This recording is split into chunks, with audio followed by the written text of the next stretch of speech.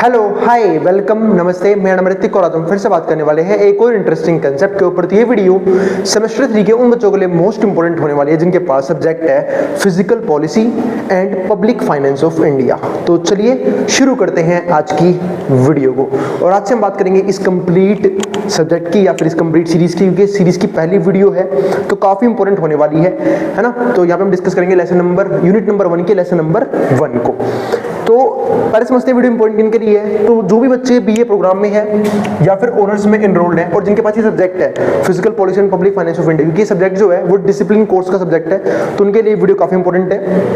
और इस सीरीज में हम हर एक लेसन को जो है वो टॉपिक वाइज ही डिस्कस करने वाले हैं। और इस कंप्लीट सीरीज के नोट्स भी ऑलरेडी प्रिपेयर हो चुके हैं with important question answer PDF. जिन बच्चों को नोट्स परचेज कर रहे हैं वो इस नंबर पे जाए 9667836333 पे व्हाट्सएप करके नोट्स भी ले सकते हैं। अब हम चालू करते हैं कंसेप्ट। जो हमारा आज का कंसेप्ट है यूनिट नंबर 1 का लेसन नंबर 1 वो है income, social insurance and redistribution. तो ये हमारा लेसन नंबर 1 का नाम है। लेसन नंबर 1 का नाम ही ये नहीं है, सिर्फ यूनिट 1 का नाम भी यही है, जहां पे हम बात करेंगे एक तो इनकम की, एक सोशल इंश्योरेंस की और एक रीडिस्ट्रीब्यूशन की। तो पहले मैं आपको थोड़ा सा इस लेसन नंबर 1 के बारे में बता देता हूं, जहां पे हम यूनिट नंबर 1 की डिस्कशन करने वाले हैं। सबसे पहले समझते हैं इनकम का मतलब क्या होता है। हम सब जानते हैं कि हम में से कुछ पर्सन जो हैं वो किसी न किसी इकोनॉमिक एक्टिविटीज में एनरोल्ड रहते हैं, है ना।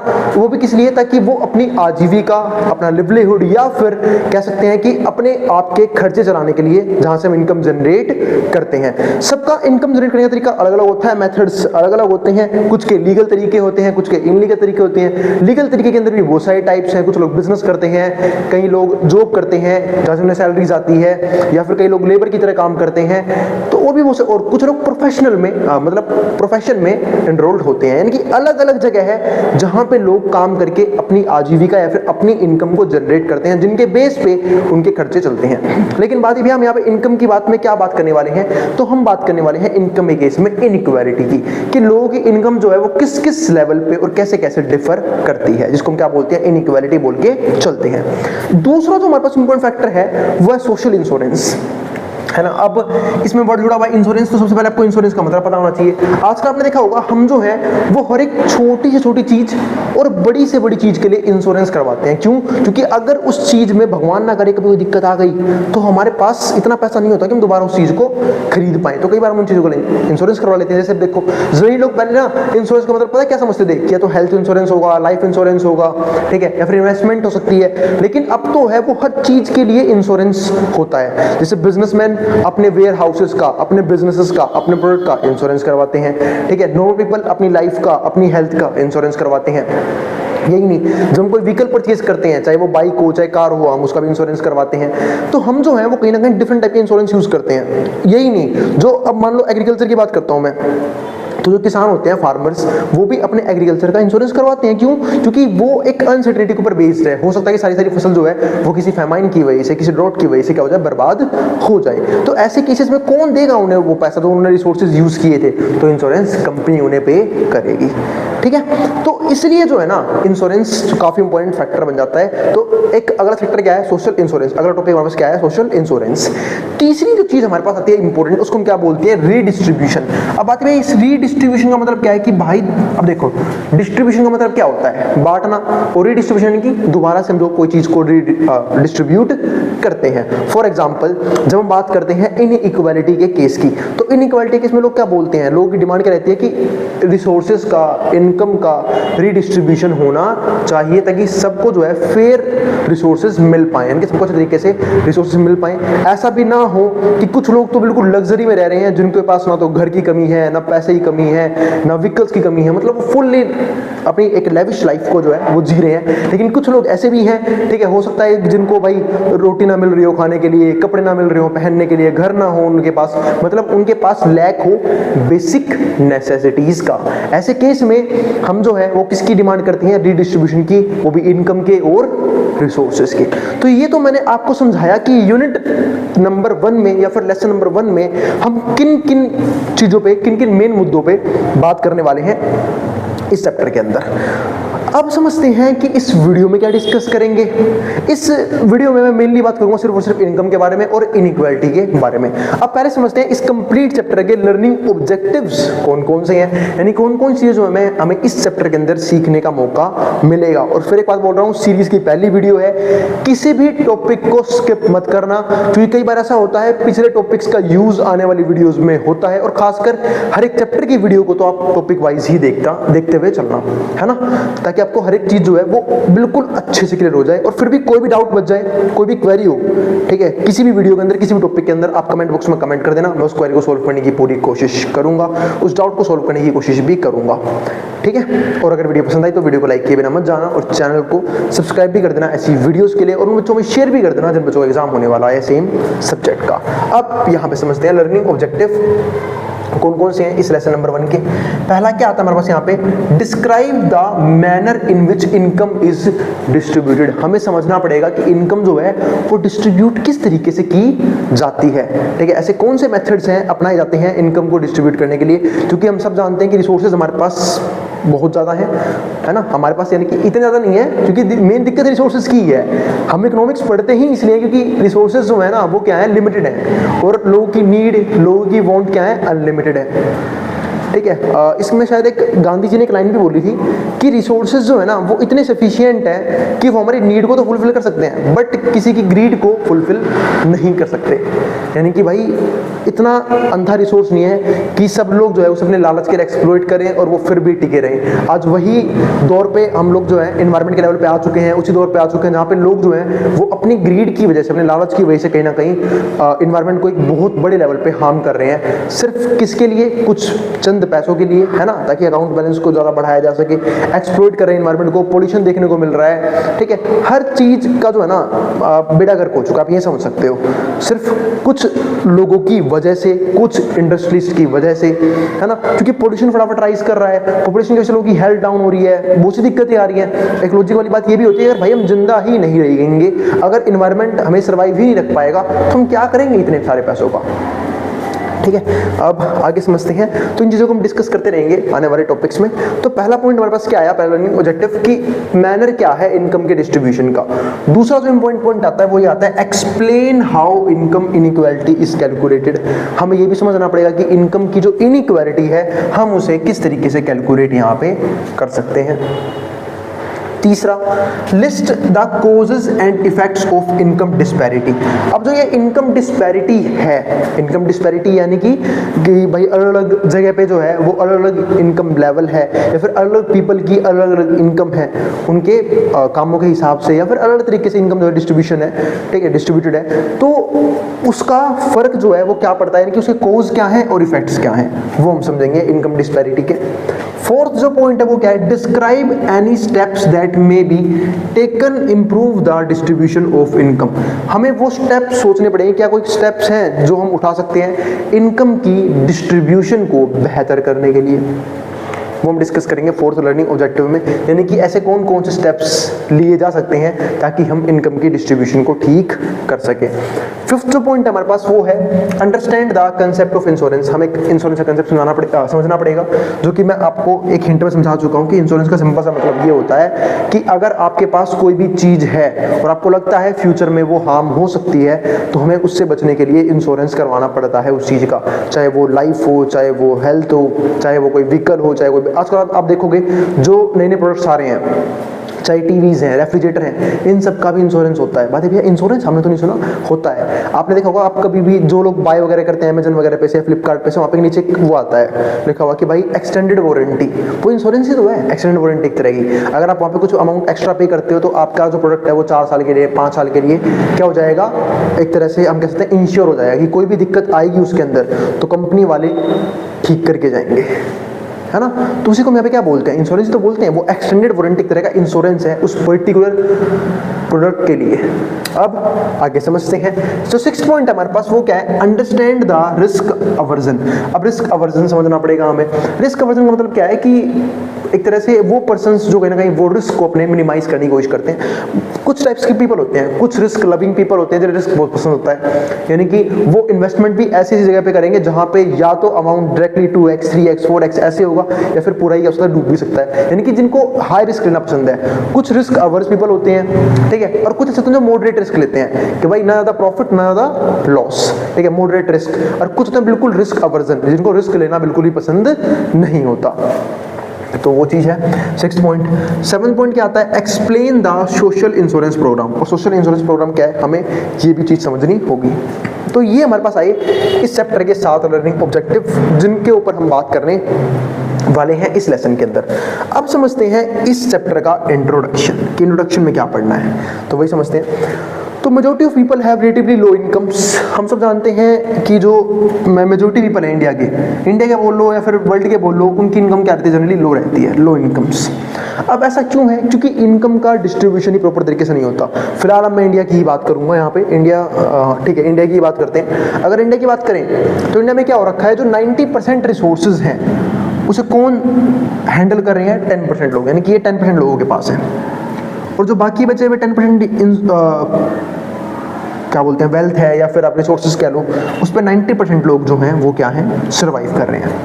इसे बोलते हैं हाई लेवल ऑफ इनइक्वालिटी। कितनी ज़्यादा इनइक्वालिटी है कि अमीर और ज़्यादा अमीर होते जा रहे हैं, गरीब और ज़्यादा गरीब होते जा रहे हैं। अमीर ऐसे भी हैं जिनके पास घरों की कमी नहीं है, लग्जरी लाइफ की कोई कमी नहीं है। गरीब इस लेवल पे भी हैं जिनके पास खाने को रोटी नहीं है, 2 वक्त की रोटी नहीं मिलती उन्हें, घर नहीं है उनके पास, कपड़े नहीं है उनके पास, ठीक है। तो ये चीज़ें हैं, यानी कि कुछ इस लेवल पे गरीब है जिनके पास बेसिक नेसेसिटीज फुलफिल करने तक के लिए पैसा नहीं है, कम से कम इन्हें वो तो प्रोवाइड होना चाहिए था। फिर हम बात करते हैं कि गवर्नमेंट जो है वो फ्री में डिस्ट्रीब्यूशन करती है अनाज का या फिर बाकी चीज़ों का। अरे तो भाई जाता कहाँ है वो, डिस्ट्रीब्यूशन तो प्रॉपर तरीके से कर लो, क्योंकि कुछ मीडिएटर लोग आते हैं बीच में जिनका काम क्या होता है राशनिंग वगैरह करना, जो मैंने बाकी इकोनॉमिक्स की वीडियो में काफी बात की भी है। वो बीच में से गायब कर देते हैं, ब्लैक कर देते हैं उस प्रोडक्ट को, ठीक है। और जिन तक सही में वो चीज़ पहुंचनी चाहिए उन तक पहुंचती नहीं है, या तो वो भीख मांग के गुजारा करते हैं या फिर सड़कों पे कुछ छोटे मोटे काम करके या फिर कचरा वगैरह बिन के तब वो गुजारा करते हैं। कुछ इस लेवल पे भी हैं। तो अगर हम ये बोलते हैं कि राशनिंग सिस्टम, और यही नहीं, जो अमीर लोग हैं जो राशन अफोर्ड कर सकते हैं वो लोग गाड़ी लेके आते हैं और राशन लेके जाते हैं, ठीक है, ताकि उसे फिर बाद में एक महंगे प्राइस पे सेल कर सकें। तो ये चीज़ है काफ़ी गलत लगती है। क्यों? क्योंकि भाई राशनिंग सिस्टम जो है प्रॉपर तरीके से हमारे इंडिया में वर्क नहीं करता है। तो वही चीज़ है, एक पॉइंट यहाँ पे लिखा हुआ है, majority of people have relatively low incomes. Majority of people ही क्या है, इनकम जो है काफ़ी लो रहती है। लो इनकम की वजह से उनके रिसोर्सेज भी क्या होते हैं, लो होते हैं। आजकल हम चाहे इंडिया की बात करता हूँ मैं, ठीक है, तो देश हमारे इतना बुरा भी नहीं है, बट आजकल से करप्शन चीज़ चल रही है ना, करप्शन हो गया, लॉ एंड ऑर्डर का खराब होना हो गया, पॉवर्टी हो गई, अनएम्प्लॉयमेंट हो गई, इन सब चीज़ों जो बेसिक एक तरह से दिक्कतें हैं हमारे कंट्री की, वो जब तक सुधार में नहीं आएंगी हमारे देश की हालात ऐसे ही रहने वाले हैं। उसका एक, अब ये देखो, अब लो इनकम की जब मैं बात कर रहा हूँ तो मानते हैं कि भाई ज़्यादातर इनकम जो है वो किनके पास है, अमीर लोगों के पास है। और जिनके पास लो इनकम है उनके पास सर्वाइवल के लिए कोई तरीका भी नहीं है कि भाई उन्हें एम्प्लॉयमेंट मिल जाए तो हो सकता है उनका लिविंग स्टैंडर्ड राइज कर जाए, ठीक है। तो एक तरीके से उन्हें एक्सप्लॉइट करते हैं ये कुछ अमीर लोग जिनके पास या तो पैसा होता है, पावर होती है ना। तो ये सब चीज़ें हैं जो ना कहीं बेसिक दिक्कत है हमारी कंट्री की। और हाँ, एक इम्पोर्टेंट पॉइंट तो जाना भूल ही गया। अब हम लोग क्या बोलते हैं, जैसे कि आपने सुना होगा बहुत बड़े बड़े पॉलिटिशियन है या फिर तो बहुत बड़े बड़े लोग जो कहते हैं कि अरे इंडिया बहुत बढ़िया परफॉर्म कर रहा है इकोनॉमिकली, ठीक है, हम 3rd लार्जेस्ट इकोनॉमी बनने वाले हैं। मान लिया हम 3rd लार्जेस्ट इकोनॉमी बनने वाले हैं, किसके हिसाब से, जीडीपी के हिसाब से। अरे पॉपुलेशन तो देखो भाई, पॉपुलेशन पे टॉप पे है, हम उस अकॉर्डिंग जीडीपी टॉप पे होनी चाहिए थी हमारी कंट्री की, ठीक है। हम वर्ल्ड की 3rd लार्जेस्ट बनने वाली हैं। एक बार ना मेरे कहने पे एक बार गूगल कर लेना कि हमारा देश जो है वो पर कैपिटा जीडीपी में कहाँ लाई करता है। मेरे सबसे अराउंड 140th कंट्री के 140th रैंक पे आता है कंट्रीज में, 140th रैंक। हम जो बात कर रहे हैं ना वर्ल्ड की 3rd लार्जेस्ट इकोनॉमी, भाई वो बनने वाले हैं चंद अमीरों की वजह से, ऐसे पर्सन जिन्होंने अच्छी खासी वेल्थ एक्यूमुलेट कर रखी है उनकी वजह से। लेकिन जो गरीब है वो तो वहीं के वहीं है, ठीक है। क्योंकि आप एक बार मेजर कर लो पर कैपिटा जीडीपी में हमारा देश जो है वो 140th नंबर के आसपास पे लाई करता है। उससे ये तो देखो चेंज होता रहेगा, ठीक है। बट फिलहाल मैंने लास्ट टाइम चेक किया था 140th नंबर पे रैंक कर रहा था हमारा देश, ठीक है। तो ये चीजें हैं। और हम इसे बोलते हैं कि हम वर्ल्ड की थर्ड लार्जेस्ट इकोनॉमी बनने वाले हैं। इस तरीके से तो बिल्कुल नहीं बन सकते। तो majority of people have relatively low incomes, ठीक है। जनरली लोगों की क्या होती है, लो इनकम होती है। These are individuals who have various positions of employment. क्यों? क्योंकि यहाँ पे जो है वेरियस, क्योंकि वो होता है इनके एम्प्लॉयमेंट के लेवल की वजह से, क्योंकि ये अलग अलग जगह पे काम करके पैसा जनरेट करते हैं। जैसे इनमें दे इंक्लूड फार्म वर्कर्स, कुछ फार्म वर्कर्स भी हैं जिन्हें हम लेबर बोल लेते हैं। एक तरह से वो बड़ी बड़ी फार्म्स पर काम करते हैं ताकि वहाँ से कुछ पैसा कमा सके। इसके अलावा स्मॉल स्केल फार्मर्स, कुछ स्मॉल स्केल फार्मर है, मतलब जिनके पास लैंड इतनी कम है, ठीक है, रिसोर्स इतने कम है कि वो सिर्फ अपने परिवार का गुजारा कर पा रहे हैं, और कुछ तो वो भी नहीं कर पा रहे। दे इंक्लूड, अच्छा, आर्टिसंस भी आते हैं इसके अंदर, फैक्ट्री वर्कर्स भी आते हैं, and people doing odd task. और कुछ लोग ऐसे भी हैं जो एक तरह से आप कह सकते हो कि अनऑर्गेनाइज सेक्टर में वेंडर के तौर पे काम कर रहे हैं। कोई किसी चीज़ की रेडी लगा रहा है, कोई आइसक्रीम बेच रहा है, मतलब कुछ भी कर रहे हैं, ठीक है। तो ओड टास्क करके पैसा जनरेट कर रहे हैं, तो जिनकी वजह से इनकी जो इनकम है वो क्या है, बहुत ज़्यादा कम है। अब बात करते हैं कि भाई कुछ ऐसे भी हैं जिनकी नेटवर्थ बहुत ज़्यादा है, जिनको हम क्या बोलते हैं, HNI, हाई नेटवर्थ इंडिविजुअल, ठीक है। वो हमारे पास कौन से आएंगे, इंडस्ट्रियलिस्ट, ठीक है, ट्रेडर्स हो गए। ट्रेडर का मतलब सिर्फ वो नहीं होता जो तुम स्टॉक मार्केट के टर्म में सुन लेते हो कि जो लोग स्टॉक मार्केट ट्रेडिंग करते नहीं। ट्रेडर का मतलब वो भी होता है जो मार्केट से या फैक्ट्री से गुड्स को चीप रेट पे खरीदता है और फिर से बाद में किसी और जगह महंगे रेट पे भेज देता है, उसको भी हम ट्रेडर ही बोल देते हैं। ट्रेडर का सिंपल सा मतलब होता है कि वो कहीं ना कहीं से मैन्युफैक्चरिंग गुड्स उठा रहा है, किसी दूसरी जगह लेके जा रहा है, उसे सेल कर रहा है एक अच्छे प्रॉफिट को जनरेट करने के लिए, उसको हम ट्रेडर ही बोल के चलते हैं। तो ट्रेडर्स हो गया, ट्रांसपोर्टर्स हो गए, बिग फार्मर्स जो अच्छे फार्मर्स हैं, तो मैंने छोटे मोटे फार्मर की बात करी थी, जो बिग फार्मर्स हैं वो भी अच्छा खासा प्रॉफिट जनरेट कर रहे हैं, ठीक है। एंड प्रोफेशनल्स, कुछ प्रोफेशनल्स भी हैं लाइक डॉक्टर, वो भी अच्छा फार्मर प्रोफेशनल्स हो गए, जैसे डॉक्टर हो गए, इंजीनियर्स हो गए, ठीक है। कुछ और भी प्रोफेशंस है, CA हो गया, ठीक है, और भी बहुत सारे प्रोफेशंस हैं, ठीक है, जहाँ पे वो लोग अच्छी इनकम या फिर हाई सैलरीज जो हैं वो कहीं ना कहीं जनरेट कर रहे हैं, जिनकी वजह से उनकी फैमिली का लिविंग स्टैंडर्ड काफ़ी अच्छा है। Income disparity rises during development process. अब यहाँ पे मैंने एक बहुत ही इंपॉर्टेंट पॉइंट लिखा है, इनकम डिस्पैरिटी जो है ना वो कहीं ना कहीं डेवलपमेंट प्रोसेस के टाइम पे राइज जरूर करता है, बिल्कुल सही है। और हमारा इंडिया हैवी डेवलपिंग स्टेट किसमें, डेवलपिंग लेवल पे, डेवलपिंग नेशन बोलते हैं अपने इंडिया को, ठीक है। तो जिसकी वजह से हो सकता है कि डिस्पैरिटी जो है हाँ होगी, लेकिन डिस्पैरिटी इतने बड़े लेवल की, देखो डिस्पैरिटी तो हर जगह है, ऐसी कोई कंट्री नहीं है जहाँ पे सारे सारे अमीर लोग हैं, सारे सारे गरीब लोग हैं, लेकिन डिस्पैरिटी के लेवल की होती है। अब हमारी कंट्री में डिस्पैरिटी कुछ ज़्यादा ही बड़े लेवल की है कि कुछ गरीब हैं तो कुछ अंत लेवल के ही गरीब हैं, कुछ अमीर हैं तो कुछ ज़्यादा ही अमीर हैं, ठीक है। तो इस लेवल की डिस्पैरिटी नहीं चलती। कम से कम अगर कुछ लोग गरीब भी हैं, अब ऐसे मान लो मैं कंपेयर करता हूँ इंडिया के लोगों को अमेरिका के लोगों से। अमेरिका में कौन से गरीब होते हैं, जिनके पास गाड़ी नहीं है, जिनके पास गाड़ी नहीं, उनको क्या बोलते हैं, अमेरिका में गरीब बोलते हैं। इंडिया में जिनके पास गाड़ी होती है ना, या तो वो अपर मिडिल क्लास में बोला जाता है, या फिर उसे क्या बोलते हैं कि वो एक हायर क्लास में। एक मिनट वेट करना है, एक कॉल आ रहा था, 1 मिनट रुक जाओ, 1 मिनट बात करता हूँ उससे। तो चलो आगे डिस्कस करते हैं। हाँ, तो आगे बात करते हैं, एक इम्पोर्टेंट फ़ोन कॉल आ गया था। अब आगे कौन से टॉपिक पे थे हम यहाँ पे, हाँ, तो डेवलपमेंट प्रोसेस की हम यहाँ पे बात कर रहे थे। हाँ, तो इनकम डिस्पैरिटी हमारे इंडिया में क्या है, कुछ बड़े ही लेवल पे चल रही है, जो हमने यहाँ पे बात कर ली, ठीक है।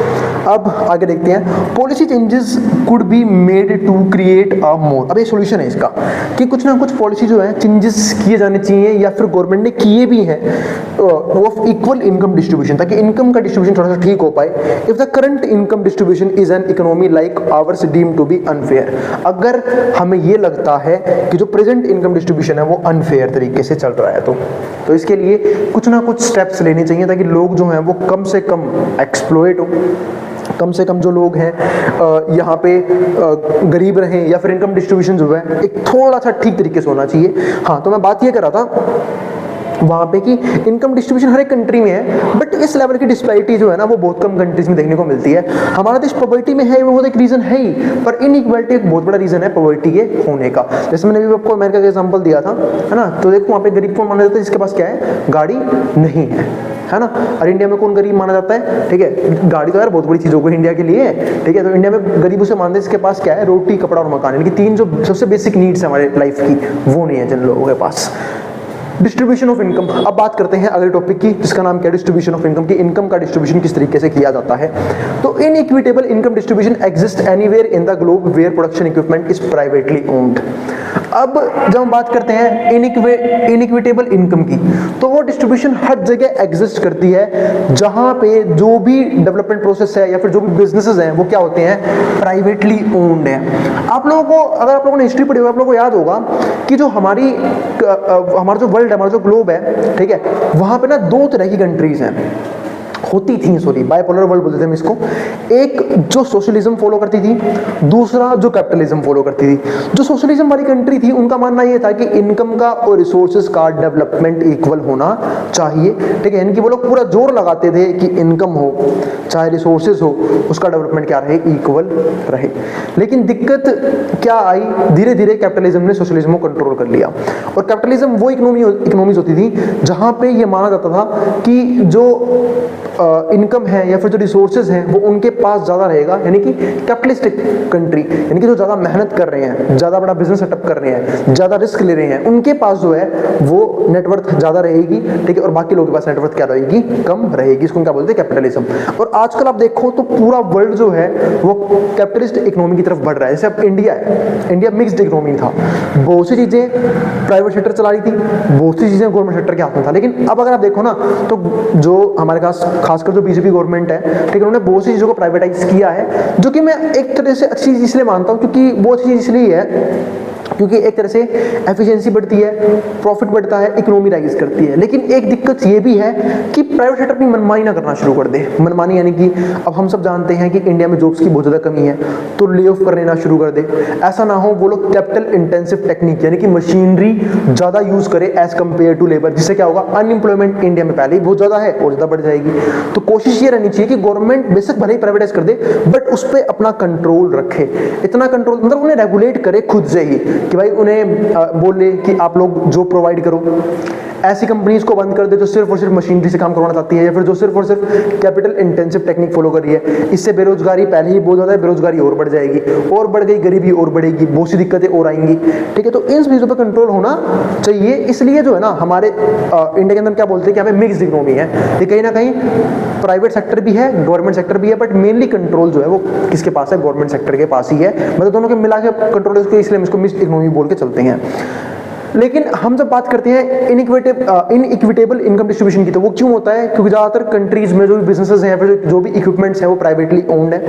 इन एवरी कैपिटलिस्ट सोसाइटी, अभी लिखा भी हुआ है, हर एक कैपिटलिस्ट सोसाइटी के अंदर बोथ डेवलप्ड एंड अंडरडेवलप्ड, चाहे कंट्री वेल डेवलप हो चाहे अंडरडेवलप्ड हो, a small minority appropriates a significant portion of national income. तो जो एक स्मॉल माइनॉरिटी है, यानी कि बहुत कम जो लोग हैं जो स्मॉल माइनॉरिटी के अंदर आते हैं, appropriates a significant portion of national income, उन्होंने एक सिग्निफिकेंट पोर्शन ले रखा है किस चीज का, नेशनल इनकम का, ठीक है। इंपॉर्टेंट पोर्शन है किस चीज का, national significant portion of national income, while the great majority relies on paltry salary. लेकिन जो हमारे पास मेजॉरिटी है उनके पास क्या है, पोल्ट्री सैलरी, मतलब जो सारा पैसा है, जो नेशनल इनकम है, जो वेल्थ है, सबसे ज़्यादा किनके पास है, सिर्फ कुछ लोगों के पास, मतलब एक सिग्निफिकेंट पोर्शन है, बहुत कम पोर्शन है, ठीक है, जिनके पास सारी वेल्थ, सारा नेशनल इनकम है, जीडीपी का मेन पोर्शन उनके पास है। लेकिन जो बाकी मेजॉरिटी है वो सिर्फ कुछ अपनी सैलरीज पे ही डिपेंड करते हैं। Property arrangements that exist in these Nations play a significant roll on pattern of income distribution. यही नहीं, जो प्रॉपर्टीज का अरेंजमेंट है वो भी कहीं ना कहीं इनकम डिस्ट्रीब्यूशन को अफेक्ट करता है, क्योंकि कई लोग ऐसे हैं जिनके पास प्रॉपर्टीज होता है बहुत ज़्यादा हो, कई लोग ऐसे हैं जिनके पास वेल्थ ना हो, प्रॉपर्टीज ना हो, बहुत कम प्रॉपर्टीज हो, ठीक है। आप कभी, अगर मैं आपको एक लॉजिक वाली बात बताता हूँ, लॉजिक वाली क्या बात बता रहा मैं, एक चीज़ चेक करना कभी कि जिन लोगों के पास इंडिया में 1 लाख रुपए है वो इनकम के किस लेवल पे आते हैं या फिर पॉपुलेशन के किस लेवल पे आते हैं, 5 लाख है तो किस लेवल पे आते हैं, 10 लाख है तो किस लेवल पे आते हैं। जिनके पास सेविंग बता रहा हूँ मैं, 1 लाख की है, 5 लाख है, 10 लाख की है, आपके होश उड़ जाएंगे डाटा चेक करके ये, ठीक है। तो कभी चेक करना गूगल पे, या फिर आप अगर एआई यूज़ करते हो तो ChatGPT पे चेक करना, ठीक है, कि भाई इंडिया में जिनके पास सेविंग 1 लाख से ऊपर है वो वो कितने परसेंटेज में आते हैं पॉपुलेशन के, ठीक है, किस लेवल पे आते हैं, ठीक है। या फिर जिनकी इनकम 1 लाख से ऊपर है, यानी कि जिनके पास सेविंग 5 लाख है, ठीक है, वो किस लेवल पे आते हैं, जिनका सेविंग 10 लाख है वो किस लेवल पे आते हैं, ठीक है। इनकम को तुम्हें पता ही है कि इंडिया में जो पर्सन 1 लाख से ऊपर जनरेट कर रहा है वो इंडिया के 1% में आ जाता है। अब आगे देखते हैं अगला point, less developed Nations typically have larger economic inequality. जो लेस डेवलप्ड नेशन है उनके तो और बुरी हालत है, उनके पास क्या है, लार्जर इकोनॉमिक इनइक्वालिटी, उनके पास इनइक्वालिटी है और ज़्यादा। जैसे अभी इंडिया में देख लो, लेस डेवलप ही है ना, ठीक है, और इनइक्वालिटी है बहुत बड़े लेवल पे है। If frequently rises throughout the initial phases of development, peaks and then falls. It frequently rises, तो ये स्टार्टिंग में राइज करता है, फिर धीरे धीरे इनकी पीक बनती है, फिर धीरे धीरे फॉल करना शुरू करते हैं। यानी कि इनइक्वालिटी का हिसाब ये होता है कि जब हम डेवलप्ड नेशन की बात करते हैं या फिर डेवलपिंग नेशन की बात करते हैं तो पहले तो तेजी से राइज करता है इनइक्वालिटी, फिर पीक पे जाता है और फिर कहीं ना कहीं धीरे धीरे इनइक्वालिटी जो है वो कम होती चली जाती है।